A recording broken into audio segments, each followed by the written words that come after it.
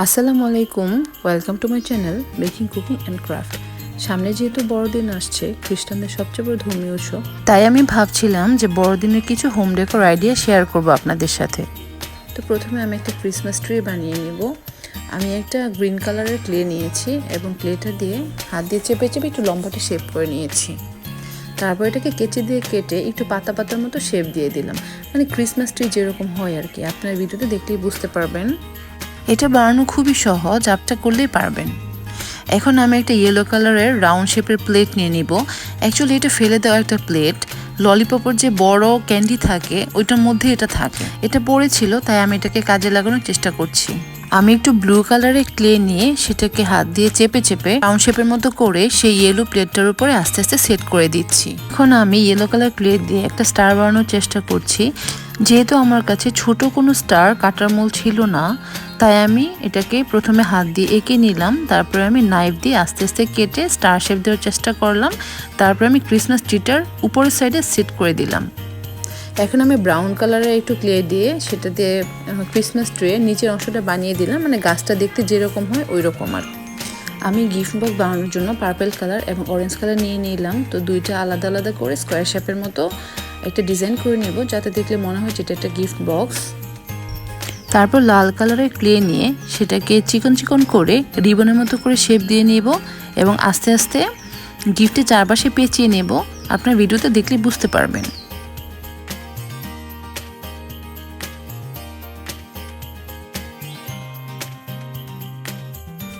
Gift box বানানো হয়ে গেলে এখন গিফট দুটোকে আমি ওই ব্লু কালারের রাউন্ড শেপের প্লেটের উপরে আস্তে আস্তে সেট করে নেব। এখন স্নোম্যান বানাবো। তো আমি হালকা পিঙ্ক কালারের দুইটা ক্লে নিয়ে নিলাম।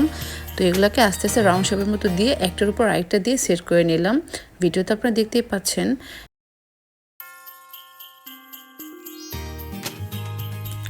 এখন আমি রেড কালারের ক্লে নিয়ে নিব। তো এটাকে আমি প্রথমে একটা রাউন্ড শেপ দিয়ে সেটাকে আমি অনেকটা উইন্টার ক্যাপ বা শীতের টুপির মতো করে একটা শেপ দিয়ে নিব। তারপর এটাকে আমি স্নোম্যানের মাথার উপরের দিকে সেট করে দিব। এখন আমি একটা হালকা পিঙ্ক কালারের ক্লে দিয়ে ছোট্ট একটা বল শেপের মতো বানিয়ে নিব এবং এটাকে টুপির উপর অংশটাতে দিব, যাতে এটা দেখতে একদম সুন্দর একটা উইন্টার ক্যাপ বা শীতের টুপি মনে হয়।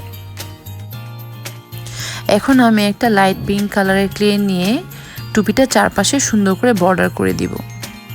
এখন আমি একটা রেড কালারের ক্লে নিয়ে নেব। তারপরে সেটাকে লম্বাটে করে একটা শেপ দিয়ে নেব। তারপরে এই ক্লেটা দিয়ে স্নোম্যানের গলায় স্কার্ফ বা মাফলার বানিয়ে নেব।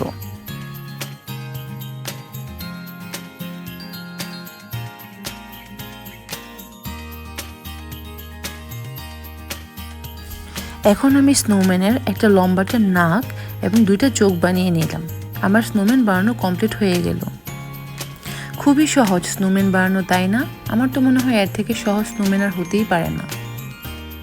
এখন এই ক্রিসমাস ট্রিটাকে একটু ডেকোরেশন করার পালা। আমি বিভিন্ন কালারের ক্লে নিয়ে ছোট ছোট বলের মতো করে বানিয়ে দিলাম ক্রিসমাস ট্রিটার চারপাশে, যাতে করে দেখলে মনে হয় যে এগুলো গিফটের মতো।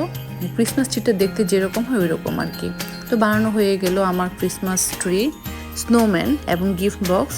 পরে মনে হলো স্নোম্যান বানিয়েছি কিন্তু স্নো দেওয়া হয়নি, তাই আমি একটু সামান্য পাউডার ডাস্ট করে দিলাম উপরে, যাতে দেখতে মনে হয় অনেকটা স্নোয়ের মতো। খুবই সহজে ক্রিসমাস ট্রি বা স্নোম্যান বানানো, তাই না? যদি আপনারাও ক্রিসমাসের কোনো কিছু বানিয়ে থাকেন তাহলে আমার সাথে শেয়ার করবেন।